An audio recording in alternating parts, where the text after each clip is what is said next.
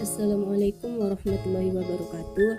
Saya perwakilan dari Sultan Syarif Qasim II akan menjelaskan tentang permasalahan ekonomi pada awal kemerdekaan.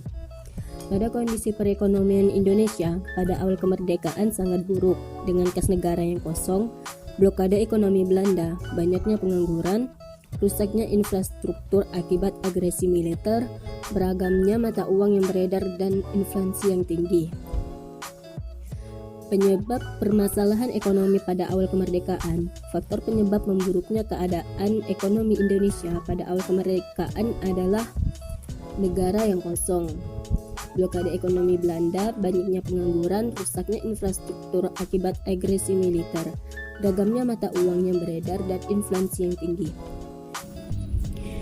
Hiperinflasi, permasalahan ekonomi pada awal kemerdekaan. Hiperinflasi adalah kondisi di mana kemerosotan nilai uang kertas secara berlebihan. Kondisi ini harus dihadapi pemerintah Indonesia pada masa awal kemerdekaan. Hiperinflasi terjadi karena di satu sisi tidak terkendalinya peredaran uang yang dikeluarkan pemerintah Jepang, di sisi lain ketersediaan barang menipis, bahkan langka di beberapa daerah.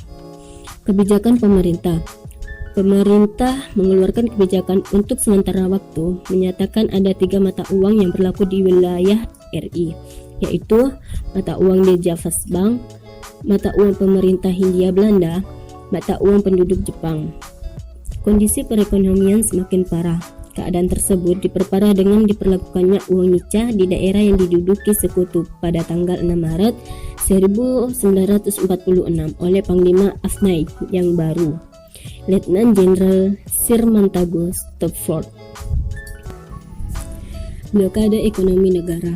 Blokade laut ini dimulai pada bulan November 1945 ini, menutup pintu keluar masuk perdagangan RI. Adapun alasan pemerintah Belanda melakukan blokade ini adalah: 1. Untuk mencegah masuknya senjata dan peralatan militer ke Indonesia. 2. Mencegah keluarnya hasil perkebunan milik Belanda dan milik asing lainnya. 3. Melindungi bangsa Indonesia dari tindakan-tindakan yang dilakukan oleh orang bukan Indonesia.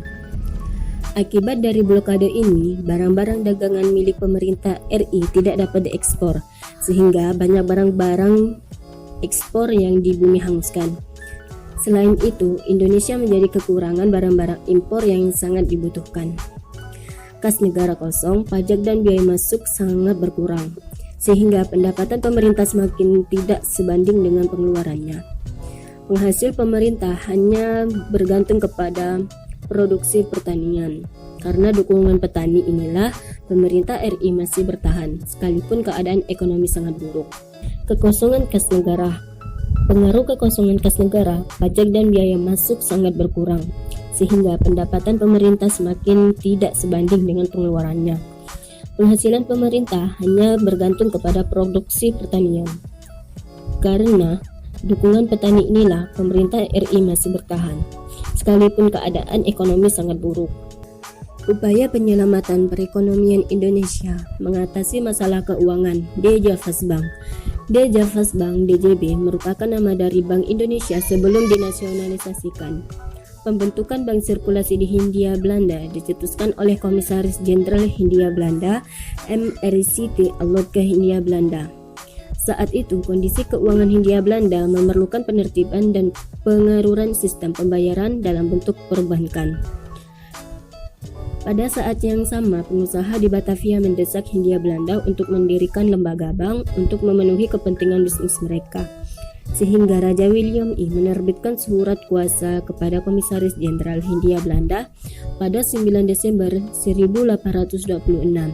Surat tersebut memberikan wewenang kepada pemerintah Hindia Belanda untuk membentuk suatu bank berdasarkan wewenang khusus berjangka waktu atau disebut oktroy.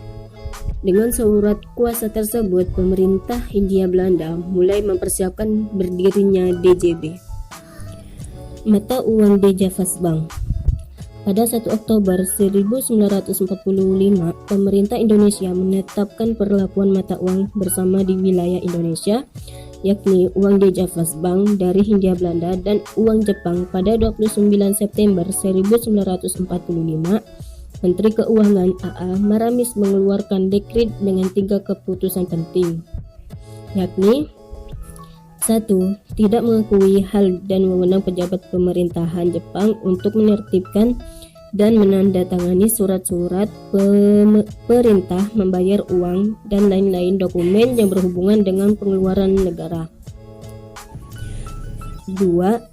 Terhitung mulai 29 September 1904, hak dan wewenang pejabat pemerintah Jepang diserahkan kepada pembantu bendahara negara yang ditunjuk dan bertanggung jawab pada Menteri Keuangan. 3. Kantor-kantor kas negara dan semua instansi yang melakukan tugas kas negara, kantor pos, harus menolak pembayaran atas surat perintah membayar uang yang tidak ditandatangani oleh pembantu bendahara negara. Sekian dari kelompok kami. Apabila ada kata-kata salah, mohon dimaafkan. Wassalamualaikum warahmatullahi wabarakatuh.